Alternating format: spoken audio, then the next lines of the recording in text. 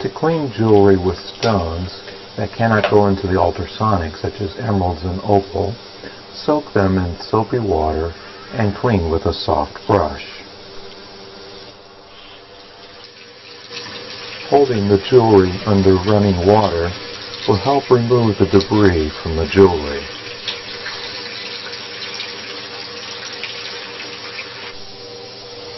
A useful tool in the shop is a water pick, the kind you buy at the drugstore for cleaning your teeth. The jet stream of water will easily clean behind the stones without damaging them.